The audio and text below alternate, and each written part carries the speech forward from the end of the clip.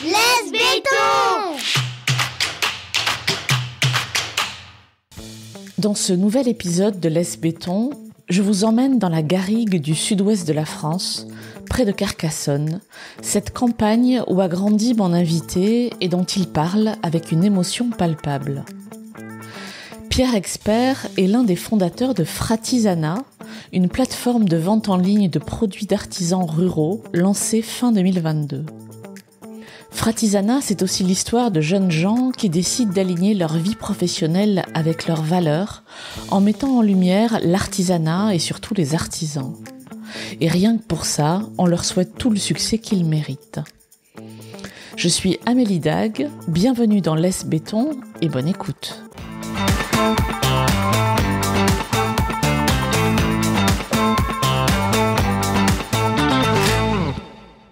Bonjour Pierre. Bonjour. Vous êtes le fondateur de Fratisana. C'est ça. Alors, qu'est-ce qu'il se cache derrière ce joli nom ? Eh bien, écoutez, c'est avant tout, je pense, un projet d'amis d'enfance. Moi, j'ai grandi à Toulouse avec deux très bons amis à moi, Antoine et Gabriel, qui, eux, sont partis en filière ingénieur, alors que moi, je suis toujours étudiant en commerce. Mais on a depuis très longtemps l'envie de faire quelque chose ensemble. Et l'un des sujets qui nous touche tous les trois, c'est l'artisanat. Parce que on a grandi à Toulouse, mais on vient tous les trois d'un milieu plutôt rural. Moi, autour de Carcassonne. Ouais. Dans le sud-ouest, toujours. Ouais. Et donc, on a réfléchi dans l'artisanat qui avait vraiment besoin d'aide. Et en fait, je sais pas si vous voyez un peu quel type d'artisan je parle. Vous allez me dire. Il y a énormément de petits artisans isolés qui vivent dans des petits villages, qui font un travail magnifique, mais qui ont énormément de mal à vivre correctement de ce qu'ils font, malgré que leurs produits soient très demandés, et généralement parce que la demande n'est simplement pas là où ils sont. D'accord. Et c'est compliqué d'aller chercher dans le fin fond de l'Aude des produits quand on habite à Paris, à Lyon ou à Marseille, dans les grandes villes. Ok. Vous pensez à quel type d'artisan, par exemple ? Oh, honnêtement, j'ai dans le portefeuille des artisans que j'aide à peu près toutes les spécialisations, travail du cuir, travail du bois, le tissage. C'est assez vaste, ouais. Même si en France, forcément, on a des spécialités sur certains sujets plutôt que d'autres. Je pense par exemple à la maroquinerie, où on est très très bon. Ouais. Et donc mon métier, avec Fratisana, c'est justement de les rassembler pour augmenter leur poids, en fait, que ce soit en termes de marketing, de communication en ligne, pour proposer leurs produits à la vente en ligne dans toute la France, ce que, s'ils étaient tout seuls, ils n'auraient pas forcément la capacité de faire, que ce soit en termes de temps ou de compétences. Donc Fratisana, c'est une plateforme de vente en ligne. Est-ce que c'est bien ça ? Oui, et j'irai plus loin, je dirais que c'est vraiment de la mise en valeur à la fois de l'artisanat et des artisans. Ok. Parce que moi, ce qui m'intéresse, pour le coup, et je sais que vous aussi, ça vous touche un peu, c'est l'humain. C'est vraiment ces gens qui sont incroyables. Enfin, on peut se perdre 2-3 heures avec n'importe lequel d'entre eux dans une discussion passionnante. Et c'est vraiment ce que j'aime, en fait. Et vous voyez, moi, j'ai fait classe préparatoire, j'ai vraiment un parcours scolaire plutôt classique. Après, je suis rentré en master en école de commerce. Et la plupart de mes camarades partent dans des métiers comme la finance, l'assurance, qui sont des métiers qui sont très intéressants, mais où il n'y a pas ce côté humain. Et c'est vraiment un manque pour moi. Alors, comment ça marche, Fratisana, à la fois pour les artisans et pour les clients ? Le cœur de ce qu'on essaye de faire, c'est d'aider les artisans. Et donc, ça se reflète dans le modèle économique. Ils ne paient jamais pour ce qu'on fait pour eux. D'accord. Le principe, c'est une commission qu'on rajoute aux ventes qu'on leur permet sur le site internet.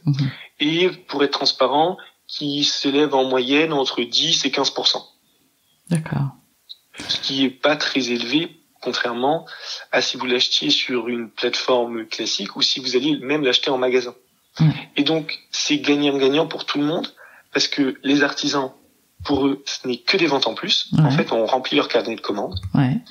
Et pour les clients, ça leur évite d'aller chercher très loin et de manière pas très facile des produits qui sont juste magnifiques, qui sont de qualité comme on en trouve peu, et c'est ça qui est intéressant pour une commission qui n'est pas très très importante. 15%, ça reste net. Et est-ce que c'est vous qui gérez la logistique derrière, tous les stocks, etc., ou est-ce que vous mettez juste en relation ? Non, et c'est pour ça que en soi c'est facile et ça marche bien. C'est que nous finalement on n'est qu'un intermédiaire, on n'est que la plateforme et les réseaux qui parlent et qui promeut le travail de nos artisans. Et dès que vous passez la commande sur notre site internet, toutes les informations sont directement envoyées par mail à notre artisan. Généralement, on l'appelle en parallèle pour lui prévenir que le mail est arrivé, sinon il y a des chances que ça passe à la trappe. Ok, ouais, c'est vrai. Ouais. Parce que beaucoup d'entre eux n'utilisent simplement jamais l'ordinateur dans leur vie de tous les jours. Ouais. Ça rend notre modèle, entre guillemets, très facilement développable, parce que on gère uniquement un cœur d'activité très spécifique. D'accord. Et vous gérez donc en fait la vente et la mise en relation. Après, on passe plus par vous, c'est ça ? D'accord. Vous avez combien d'artisans sur votre plateforme aujourd'hui ? Alors, ça tourne pas mal, parce qu'en fait, les artisans mettent sur nos plateformes des produits qu'ils ont déjà faits. Oui, donc, c'est ça. Ouais. Uniques en soi. Et ce qui fait que quand vous l'achetez, généralement, pour la plupart de nos produits, il est après plus disponible à la vente parce que simplement, il n'existe plus. Okay. Et donc, les produits sur notre site tournent pas mal. Et donc, les artisans qui nous utilisent simultanément aussi. On a à peu près simultanément en moyenne, je dirais, une trentaine d'artisans. Mais en fait, le portefeuille de ceux avec lesquels on travaille est beaucoup plus développé. Je comprends. La plateforme existe depuis quand ? Elle est opérationnelle depuis Noël dernier. D'accord, donc c'est tout récent en fait. C'est tout frais. Et avec ces 6-7 mois d'expérience, qu'est-ce que vous avez entendu de plus beau sur Fratisana ? À la fois de la part des artisans, mais aussi de la part des clients. Qu'est-ce qu'on vous a dit de plus réconfortant, encourageant, qui vous a fait chaud au cœur ? Je vais prendre l'exemple d'une de mes artisans qui s'appelle Pauline, qui vit dans le Dauphiné, donc à mi-distance entre Grenoble et Lyon.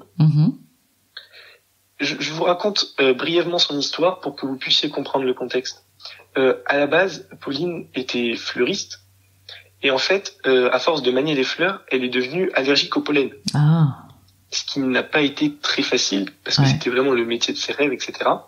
Et donc, elle s'est reconvertie. Pendant quelques années, elle a fait des métiers de bureau. Mais c'est pas ce qu'elle aimait, vous voyez. Elle aimait les fleurs. Et donc, elle a beaucoup réfléchi, cogité, à comment est-ce qu'elle pouvait essayer de revenir tout simplement à ce qu'elle aimait. Et elle a trouvé une solution, c'est les fleurs séchées. Parce que travailler avec les fleurs séchées, ça ne fait pas remonter ses allergies. Parce qu'il n'y a plus de pollen. Et donc, depuis maintenant 2 ans seulement, elle réalise majoritairement pour nous des bijoux, mais aussi des couronnes à fleurs séchées où elle décore des mariages. D'accord. Et quand elle s'est lancée, donc il n'y a pas si longtemps que ça a été très compliqué parce que c'est pas du tout une activité très connue pour le grand public. Et il fallait, là où elle était, se faire un petit nom, vous voyez. Et quand j'ai commencé à créer Fratisana, avec mes amis d'enfance, donc on était sur le projet quand même quelques mois avant le lancement du site, et que j'ai rencontré Pauline, elle a vraiment été très heureuse que des gens puissent venir l'aider à développer l'activité de ses rêves, vous voyez. Ouais, je comprends. Et il n'y a pas très longtemps, je l'ai recroisée. En fait, Fratisana, pour elle, c'est vraiment un complément de revenu, vous voyez, plutôt stable par mois, qui ne fait pas son revenu principal, mais qui lui permet de continuer à se développer. Ouais, je comprends. Et je l'ai recroisée là, il y a vraiment, je pense, 2 semaines. Et juste le merci il était très fort et c'est pour ça que je travaille, moi, c'est pour eux et pour ce genre de situation. Ok. Je reviens à vous. Comment s'appelle le village où vous avez grandi ? Palaja. C'était comment de grandir dans un petit village à côté de Carcassonne ? J'ai énormément de membres de ma famille dans le village et autour. Ouais. Donc c'est ça qui est génial en fait dans ce village, c'est que je suis vraiment chez moi, vous voyez. En fait, même les petits commerçants, etc., comme ils n'ont pas énormément de clients en soi, quand vous y passez, c'est comme si c'était des membres de votre famille, vous voyez. Et en fait, le village est une famille. Et c'est ça qui est super intéressant et qui est très appréciable, c'est que il fait bon vivre. Contrairement à la ville où vous passez à côté des gens, vous vous arrêtez pas pour dire bonjour, même si vous les connaissez pas. C'est typiquement le type de village où quand vous croisez quelqu'un, vous dites bonjour et limite vous commencez à parler avec, oh mais je vous ai jamais vu ici, mais de manière très sympathique, vous voyez. Ouais. Et ce lien entre les gens, c'est un peu, ça fait écho à ce que je vous disais tout à l'heure par rapport à mon métier, et c'est peut-être pour ça aussi que c'est ce que j'ai envie de creuser et de pousser, c'est d'avoir un rapport presque, c'est fort comme mot, mais fraternel. C'est hyper agréable. Ouais. Le problème de ces villages, c'est surtout quand on est jeune, l'éducation. Ouais. Vous n'avez pas des collèges, des lycées. Et moi, mes classes préparatoires, j'ai tout fait à Toulouse. Ouais.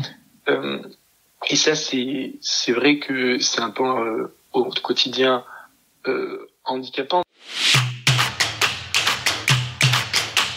Donc, si on est un simple individu comme moi, on se rend sur le site fratisana.fr, je crois, c'est ça ? C'est ça. Fratisana.fr pour voir tous les produits et tous les artisans que vous promouvez. Si on est un artisan, on peut prendre contact avec vous aussi pour... Bien sûr, les contacts sont sur le site. D'accord. Est-ce que vous avez des critères de sélection particuliers ? Ah oui, ça me semble important. C'est un peu un contrat, vous voyez, qu'on a avec celui qui achète, le consommateur. La personne qui achète un de nos produits, elle vient pour avoir un produit d'artisanat made in France, de qualité. Le but, c'est vraiment de changer les modes de consommation pour aller vers du mieux, pour aller vers du durable. Et donc, on regarde énormément ça sur les articles qu'on propose, vous voyez. Et déjà, nos artisans, c'est des artisans de métier. C'est pas des gens qui font ça le samedi soir en passion. Okay. C'est des gens qui se sont formés, qui ont de l'expérience dessus, et donc qui savent ce qu'ils font, vous voyez. Ouais. Et derrière, sur les produits, on sélectionne avec eux ceux qui sont le plus aptes à rentrer dans ces critères, et aussi, c'est bête, mais simplement ceux qui sont les plus viables à envoyer, vous voyez. Parce que j'ai des artisans qui font des pièces qui sont trop grosses ou qui seraient trop fragiles, et donc ils peuvent bien sûr pas les proposer à la vente en ligne. Donc on essaye de s'adapter avec eux à voir comment leur activité peut être compatible, parce qu'ils n'avaient pas pensé à ça à la base forcément, à la vente en ligne. Donc vous savez que ce podcast s'adresse aux citadins, aux habitants des grandes métropoles et en particulier de Paris et de sa région, qui souhaitent un jour quitter la grande métropole pour aller s'installer dans le monde rural. Qu'est-ce que vous auriez envie de leur dire aux auditeurs de ce podcast ? Vous qui connaissez les deux maintenant, qui avez grandi dans le monde rural, qui connaissez la vie dans une grande ville qu'est Grenoble et Toulouse encore plus. Quand vous me posez la question, la première chose à laquelle je pense, c'est mes amis de Paris qui ont grandi à Paris et qui trouvent Paris incroyable parce que tout est à côté. C'est vrai que Paris, il faut poser les choses, je pense, et être transparent. C'est l'exemple type d'une ville qui est magnifique, qui est pratique. Avec le métro, vous pouvez vous déplacer extrêmement rapidement. Vous pouvez aller dans un restaurant spécifique pour manger quelque chose de très spécifique très facilement. Enfin voilà, c'est sûr que cette aisance de vie entre guillemets, c'est pas présent à la campagne. Mais c'est vraiment une question de philosophie de vie, je pense, et de priorité. Qu'est-ce qui est le plus important pour vous Est-ce que c'est pouvoir avoir la capacité de, quand vous le voulez, consommer quelque chose de très spécifique, ou est-ce que c'est profiter des petites choses, entre guillemets, des choses qui n'ont pas forcément de prix. Je pense par exemple au paysage, aux gens, parce que qu'on le veuille ou non, quand on vit dans une grande ville, on connaît pas ses voisins. On peut connaître ses voisins, vous voyez. Ouais. Mais par exemple, juste si on reste à l'immeuble, est-ce que vous pouvez dire que vous connaissez tous les gens de votre immeuble? Est-ce que quand vous croisez les gens de votre immeuble en bas, vous vous arrêtez pour discuter, pour aller manger un bout avec eux, etc. C'est très peu développé, tout simplement parce que je pense que la vie urbaine vous fait rentrer dans un carcan de nécessité de rapidité, de nécessité d'efficacité dans ce que vous faites, et ça ronge les choses les plus importantes comme le rapport à l'autre, comme le fait de prendre son temps, de profiter de chaque moment. On court pour aller prendre son métro et on profite pas du chemin. Alors qu'en plus, à Paris, il y aurait de quoi faire, vous voyez, en termes de profiter de chaque moment. Et je pense que juste la condition dans laquelle vous êtes en allant vivre à la campagne vous permet de mieux profiter de votre vie. C'est très compliqué d'être triste quand vous êtes en haut d'une petite colline où vous avez une plaine en face de vignobles qui s'étend jusqu'à la mer. Enfin, ça vous redonne le moral, vous voyez. Et le cadre de vie est vraiment 20 fois mieux, en fait. Travailler pour ce en quoi on croit, pour ce qui est notre idéal, entre guillemets, pour nos valeurs, c'est vraiment la plus belle chose qui soit, et c'est un acte politique très fort qu'on a perdu en France, vous voyez.